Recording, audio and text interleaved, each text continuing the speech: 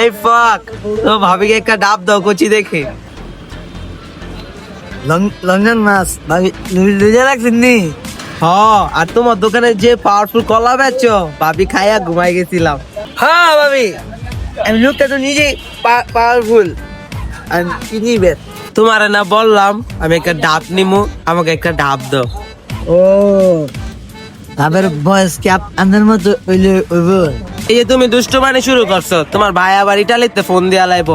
তুমি জানো না আমি যে আবার ইটালির প্রবাসীর বউ, আমার অনেক সময় আছে। তুমি চালু ডাবটা দিয়া দাও, ভাবি জায়গা।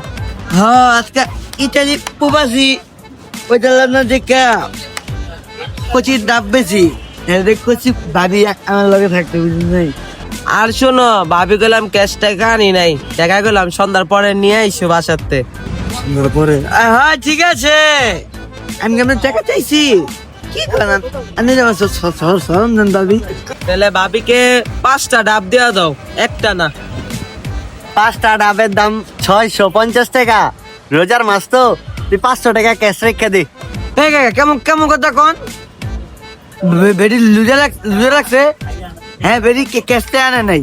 দেখ আমি গেলাতে বাইতে লয়ে মনে একেরা বাইরে লুলা বানালামু, বাইতে গিয়ে লয়ে মু মানে রোজা আজকে 8টা, আমার ডাবে চালান খুঁজে পাই না, তুমি এনটা বাকি দাও। এই জায়গায় আপনার মতো মানুষের দোকানে কেউ খায় না, তাই চালান দেবে কেমবে যাও না, ডাব হুত হয়ে থাকে।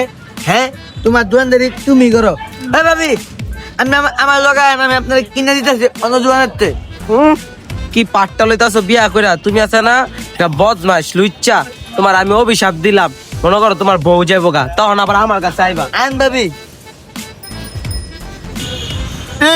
টিকটক মারানি, আমার বউ গেলে গাও আমি তোর কাছে যাইতাম না। আর তুমি টেয়ারা নিতে আইবা না, দিমুনে টেয়ারা যাও।